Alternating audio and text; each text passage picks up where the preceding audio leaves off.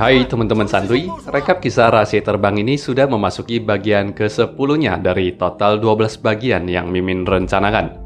Bagian ke-10 ini akan sangat seru dan menegangkan sekali untuk diikuti, di mana plotnya akan berfokus pada dua anak kembar Ma Chunhua yang bakalan bolak-balik terculik, dan juga untuk yang pertama kalinya Yan Zhi bakalan bertemu langsung dengan Cheng Lingsu, hingga masing-masing rahasia kedua gadis ini juga bakalan terbongkar.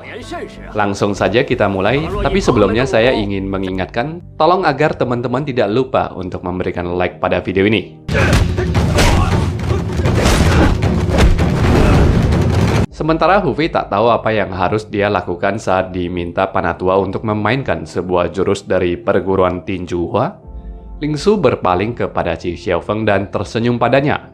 Lalu Qi Xiaofeng pun masuk ke dalam arena untuk menepis keraguan para Panatua, mengatakan pria bernama Cheng Linghu ini adalah kakak seperguruannya. Qi Xiaofeng pun menggantikan duel untuk mempertontonkan jurus tinju dasar dari perguruan mereka, yang pada akhirnya Hu Fei pun diakui sebagai ketua baru. Segera Ma Chunhua pun diberikan perawatan di dalam sebuah kamar. Esok paginya Lingsu memperingati Hu Fei bahwa Ma Chunhua yang sudah dia berikan terapi akupuntur tidak boleh bergerak dalam waktu 24 jam. Di luar sana, Qi Xiaofeng mendapatkan poster buronan Hu Fei yang dibagikan petugas kerajaan.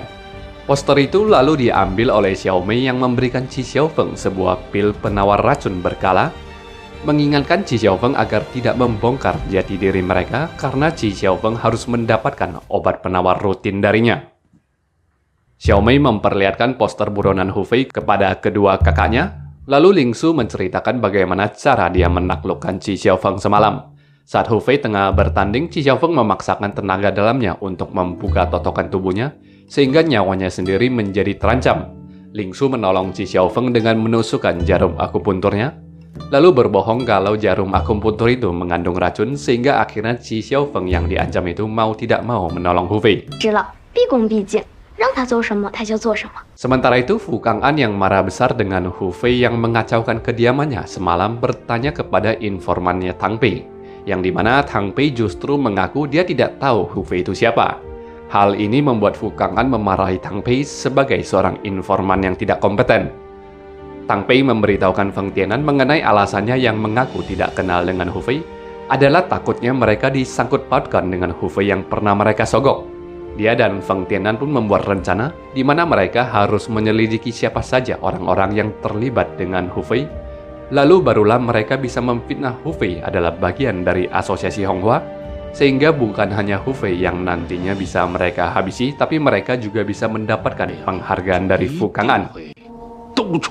Tidak tertangkapnya Hu Fei membuat kegelisahan dan keresahan di dalam keluarga Fu. Untuk memperketat penjagaan di dalam kediaman, Bunda meminta putranya mengundang Biksuni Pai Xiao untuk tinggal di sini agar bisa melindungi mereka. Pada lain sisi, dalam upaya Dewa Racun untuk menemukan Lingsu, dia menyarankan kedua muridnya untuk mengawasi di sekitaran toko obat terbesar dan terlengkap di ibu kota ini. Dia yakin Lingsu yang ahli racun dan obat-obatan, suatu waktu nanti pastilah akan pergi ke apotik. Karena Hu Fei yang sekarang adalah buronan, Lingsu kembali membantunya menyamar agar dia tidak mudah dikenali oleh para petugas yang kini mencarinya dengan gencar. Hu Fei kemudian menemui Qi Xiaofeng dan meminta maaf padanya atas apa yang telah dia lakukan. Dia bersumpah setelah Chunhua sembuh dari racun, dia akan segera meninggalkan perguruan ini dan mengembalikan jabatan ketua kepada Qi Xiaofeng. Qi Xiaofeng agak kaget dengan sumpah Hu Fei yang begitu keras ini sambil mengeluhkan tangannya yang keracunan. Hal ini membuat Hu Fei sedikit menahan tawanya, lalu dia pun memberitahukan bahwa sebenarnya Lingsu tidak meracuni Xiaofeng.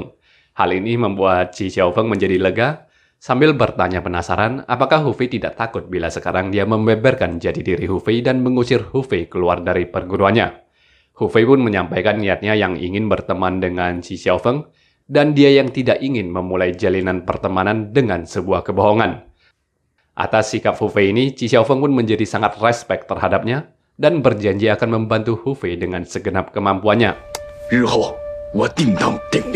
Sementara itu, penantian Xie Jie di apotik akhirnya membuahkan hasil saat Lingsu membeli obat-obatan di sana. Xie Jie berbohong kalau putranya dalam keadaan darurat dan menggiring Lingsu ke sebuah tempat sepi di mana Murong Qingye pun muncul untuk mengepung Lingsu. Dalam posisi ini ternyata pil kesehatan Lingsu telah dicopet oleh Xie yang memaksanya menyerahkan racun begonia 7 hati kepada mereka. Bagaimanapun juga Lingsu berhasil merebut pil kesehatannya kembali setelah melancarkan sebuah serangan yang melukai kedua kakak seperguruannya. Xie dan Murong Qingye yang gagal dalam tugas mereka dihukum oleh Dewa Racun yang kemudian meminta mereka untuk mencarikan kuburan baru untuknya, di mana dia yang suka tidur di dalam peti mati ini adalah guna melatih ilmu racun ulat sutranya yang sangat mematikan. Lingsu yang kembali ke kediamannya dengan kondisi pucat dan lemas, meyakinkan Xiaomei kalau dia baik-baik saja. Setelah mengusir Xiaomei pergi, dia memuntahkan seteguk darah dan segera meminum pil kesehatannya. Seketika memori masa lampaunya pun kembali, di mana dia pernah dipesankan oleh gurunya untuk selalu rutin meminum obat yang gurunya buatkan itu. Selama tinggal di dalam lembah racun yang dipenuhi kesejukan aroma tanaman-tanaman herbal, Lingsu tidak perlu meminum pil tersebut dan akan baik-baik saja. Namun sang guru berpesan, apabila suatu hari Lingsu keluar dari lembah racun, Lingsu haruslah mengkonsumsi pil yang sangat sulit untuk dibuat itu agar Lingsu tidak mati. Sementara itu, Hu Fei tengah memandangi kakak Chunhua yang terbaring tak berdaya sambil memikirkan kembali kebaikan kakak Chunhua yang dulu menjaganya bagaikan kakak kandungnya. Saat Chunhua tersadar dan tidak bisa melihat kedua putranya, kondisinya pun memburuk dan membuat Hu Fei berjanji akan membawakan Ping Ping dan An An kembali ke sisi Ma Chunhua. Hu Fei yang ingin menyelinap kembali ke kediaman Fu Kang'an untuk membawa Ping Ping dan An An tertangkap basah oleh Lingsu yang melarangnya dengan keras. Lingsu mengancam jika Hu Fei tetap nekat pergi, dia akan kembali ke lembah racun dan tidak akan melanjutkan pengobatannya terhadap Ma Chunhua. Meski tahu Lingsu yang ngambek dan mengancamnya ini hanyalah cemas dengan keselamatannya, Hu Fei tetap berlalu pergi dari sana setelah bujukannya diajukan oleh Lingsu yang menahan sakitnya. Setelah meminum pilnya kembali, Lingsu terbaring lemas dan tertidur di ranjangnya. Sementara Biksuni Pai Xiao membawa Cui masuk kembali ke kediaman Fu Kang'an untuk membantu penjagaan di sana, Hu Fei membuntuti seorang petugas bernama Ciu yang tengah menemui adik Tuan Wang. Masih ingat kan dengan Tuan Wang yang kemarin gadain pedangnya untuk bertaruh dengan Hu Fei? Nah, adik Tuan Wang ini kita panggil saja sebagai Kakak Wang. Kakak Wang cukup panik saat melihat Hu Fei yang tengah dalam penyamarannya ini muncul di hadapannya.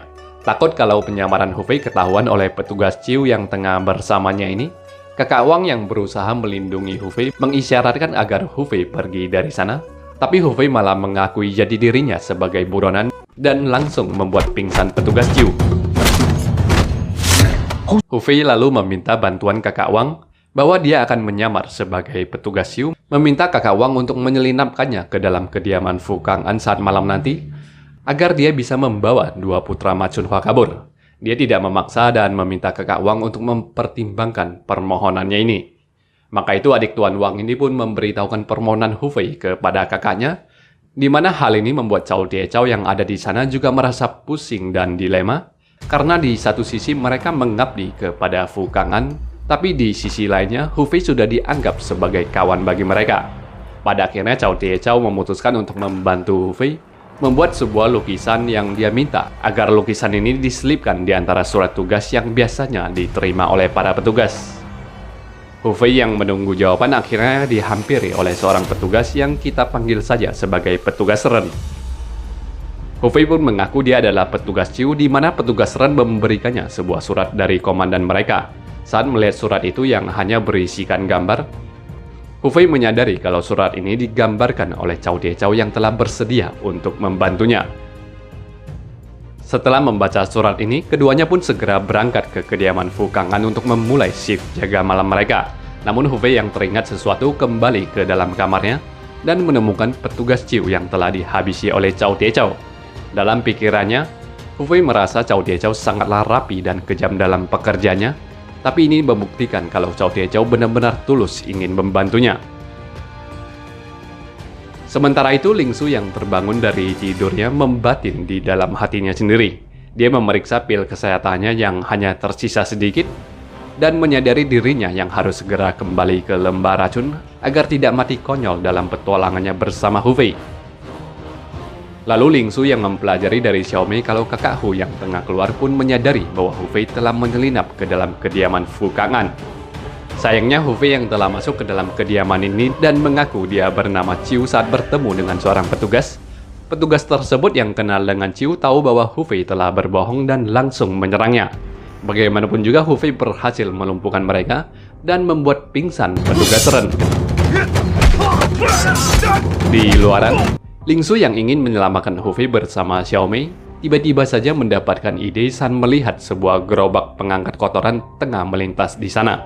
Sementara itu Hailan yang merawat sepasang kembar meminta kedua bocah itu memanggilnya sebagai ibu dengan imbalan kue-kue yang dia tawarkan. Emosi dengan kedua anak ini yang menolaknya, dia malah membuat mereka menangis, lalu meminta Cei yang mengawal di depan kamarnya untuk menotok kedua bocah ini agar diam. Seketika itu juga Hu Fei tiba di sana dan meneruskan penyamarannya, mengatakan kalau dia diperintahkan untuk membawa kedua anak ini ke tempat Bunda Fu Kang'an. Cei yang mengenali suara Hu Fei mengikutinya sampai ke tempat yang sepi dan memperingatinya tentang betapa ketatnya penjagaan di sini. Hu Fei yang tetap ingin membawa Ping Ping dan An pergi dari sana bertemu dengan kakak ipar yang menangkap basah Hu Fei telah berbohong karena dia yang baru keluar dari kediaman Bunda Fu Kang'an. Langsung saja Hu Fei pun menyerang para petugas dan berhasil menyandera kakak ipar. Cei yang melihat itu langsung maju ke depan sana dan memainkan sandiwaranya, mewanti-wanti agar para petugas tetap di sini melindungi kakak ipar dan tidak mengejar Hu Fei yang kabur. Sedangkan itu, Cao Tiechao mempelajari kalau aksi penyelundupan Hu Fei ini telah ketahuan oleh para petugas. Demi menolong Hu Fei kabur, dia memerintahkan rekannya untuk membuat kekacauan pengalih perhatian dengan membakar kediaman Ibu Suri. Kemudian Cao Tiechao pun memainkan perannya, menginformasikan tentang adanya penyerangan dari Asosiasi Honghua, mengarahkan sebanyak mungkin petugas agar menuju ke kediaman Ibu Suri. Tuan Ren yang bangun dari pingsannya melaporkan kepada Cao Tiechao kalau Hu Fei adalah seorang penyusup, lalu Cao Tiechao pun menghabisi nyawa petugas Ren. Sementara banyak sekali petugas yang dikerahkan Cao Tiechao ke tempat Ibu Suri untuk memadamkan api, Hu Fei telah berhasil keluar dari kediaman itu dan dijemput oleh Ling Su. Dari kereta yang dibawa oleh Ling Su, Hu Fei berpindah ke kereta yang dibawa Xiaomei, dan dengan cara itu mereka pun berhasil lolos dari kejaran para petugas. Namun Tang Pei dan Feng Yiming yang juga memimpin pasukan untuk menangkap penyelinap masih melakukan pengejaran intens terhadap Hu Fei. Beruntungnya Cei dan Fei Hong yang mengawasi keadaan secara diam-diam menyerang dan memblokade kejaran para prajurit yang dipimpin oleh Tang Pei ini. Ma Chunhua yang terbangun pada akhirnya mendapati kedua putranya yang kini telah kembali ke sisinya. Hu Fei yang merasa bersalah dan sadar kalau dia telah dicueki Ling Su di sepanjang malam tadi, meminta Xiaomei mengajarinya memasak semangkok sup. Dia sempat ngeprank Ling Su yang tidak mau membukakan pintu kamarnya. Lalu setelah bertemu, dia pun meminta maaf karena tidak menuruti perkataan Ling Su. Dari kata-kata manisnya itu, Ling Su pun terbujuk dan menertawakan wajah Hu Fei yang belepotan dengan noda hitam. Sementara itu, kepada Fu Kang'an, Cao Tiechao mengkambing hitamkan petugas Ren yang dia bunuh semalam sebagai mata-mata Asosiasi Honghua yang telah membakar kediaman Ibu Suri. Cao Tiechao mengaku dia melihat adanya sesosok yang menculik sepasang anak kembar dari sana, tapi saat itu dia lebih mementingkan keselamatan Ibunda Fu Kang'an. Atas hal ini, Cao Tiechao justru diberikan penghargaan oleh Fu Kang'an, di mana hal ini membuat Tang Pei menceritakan kekesalannya kepada Feng Tianan, karena malah dia yang kena tegur Fu Kang'an gara-gara sepasang kembar yang telah diculik. Feng Yiming yang datang ke sana memberitahukan dia tahu siapa komplotan orang yang membantu penculik itu kabur. Ternyata semalamnya Feng Yiming sempat melihat wajah Cei yang membantu si penculik kabur. Meski tidak memiliki bukti untuk mendakwa Cei, mereka berencana untuk mengawasi Cei dan mencari tahu siapa komplotan Cei, sehingga nantinya mereka yang menyelamatkan sepasang kembar bakalan diberikan penghargaan oleh Fu Kang'an. Pagi itu juga Tuan Hai dari divisi senjata api yang dikirimkan Kaisar Qianlong datang ke kediaman Fu Kang'an dan melapor untuk bertugas di sana. Tuan Hai menyampaikan titah kaisar yang memintanya melindungi kediaman ini dan juga meminta agar kakak ipar yang menjadi korban penyerangan semalam kembali ke istana. Setelah Fu Kang'an mengantarkan kakak iparnya pergi dari kediamannya, dia membebas tugaskan Biksuni Pai Xiao melalui sebuah hadiah yang dia titipkan lewat Cao Jiezhao. Sekembalinya ke sebelah kediaman Fu Kang'an, Pai Xiao menegur keras Cui yang telah menghasut Fei Hong untuk membantu Hu Fei kabur.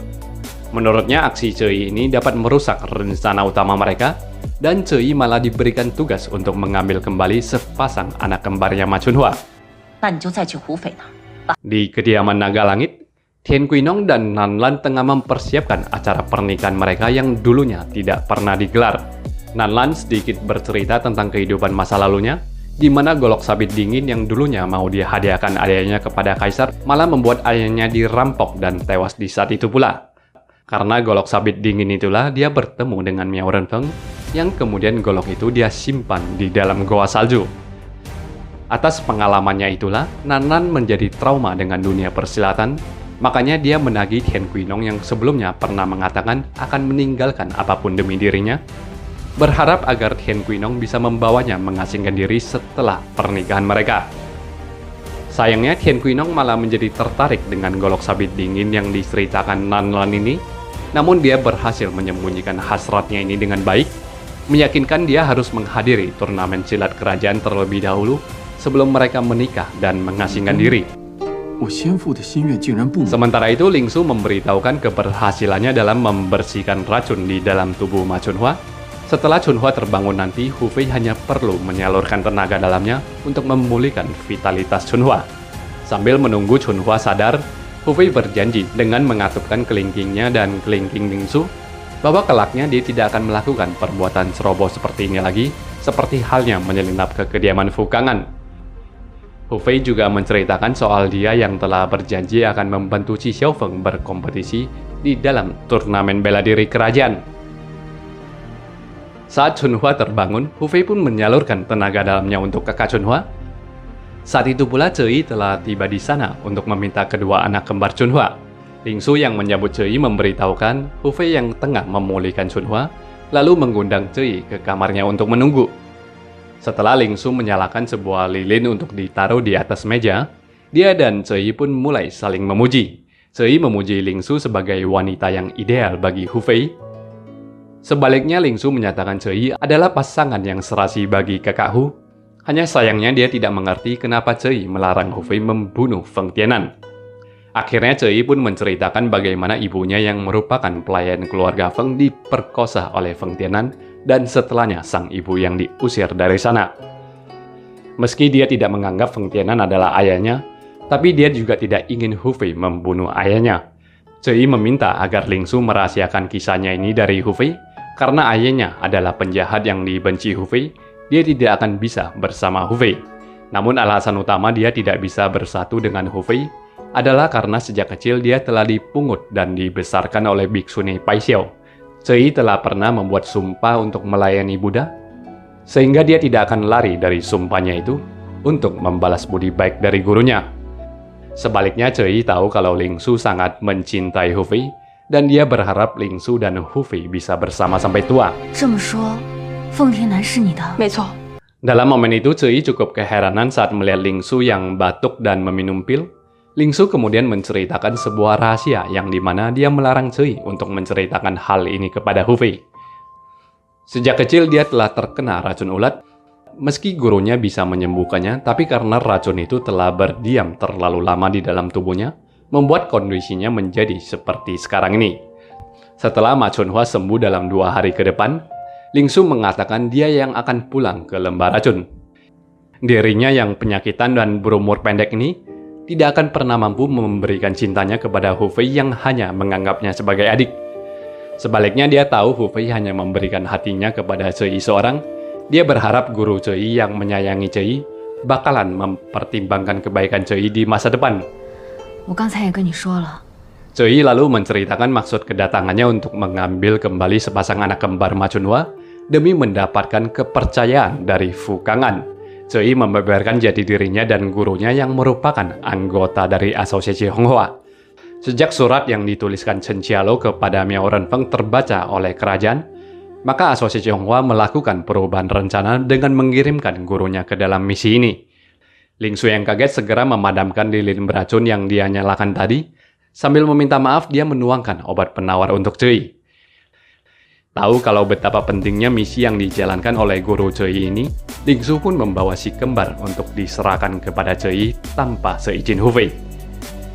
Tapi Hu Fei yang selesai menyalurkan tenaganya dan keluar dari kamarnya, segera meminta balik kedua anak tersebut. Tanpa memberikan penjelasan, Cui berjanji akan membawa kedua anak ini kembali dalam waktu 5 hari. Dia memotong rambutnya sendiri untuk menunjukkan keseriusan ucapannya itu. Pada akhirnya Ling Su pun mengantar si kembar keluar untuk dibawa pergi bersama Cui. Dia berpesan agar si kembar selalu mendengarkan ucapan Cui. Di tengah membawa kedua bocah bersama dengan adik seperguruannya Fei Hong, mereka ternyata telah dikuntit oleh rombongan Tang Pei. Cui dan Fei Hong yang terpojok pun dituduh sebagai komplotan yang telah menculik si kembar semalam. Seketika itu juga terjadilah pertarungan sengit di mana Cui dan adiknya ini dikeroyok oleh Tang Pei, Feng Tianan, Feng Yiming, dan juga sejumlah prajurit.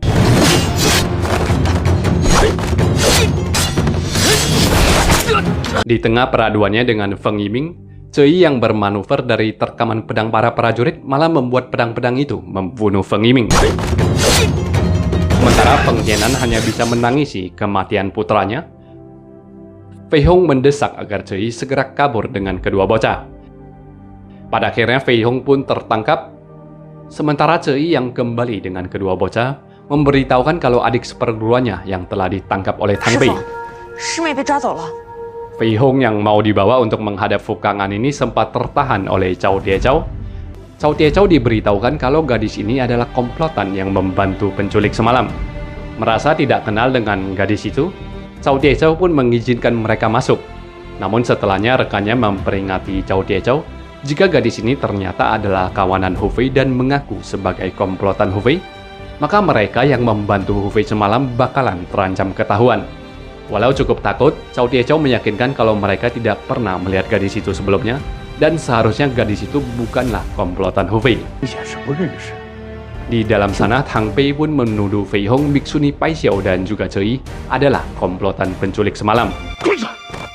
Di saat itu pula, Pai Xiao dan Cui tiba di sana dengan membawakan sepasang kembar ke hadapan Fukangan. Setelah si kembar dibawa pergi untuk beristirahat, kedua kubu ini pun saling tuduh-menuduh dengan hebat di hadapan Fukangan yang mengadili mereka. Tolong like video ini kalau teman-teman suka, dislike kalau tidak. Terima kasih sudah menonton video ini. Sampai berjumpa lagi ya di rekap bagian selanjutnya. Bye bye.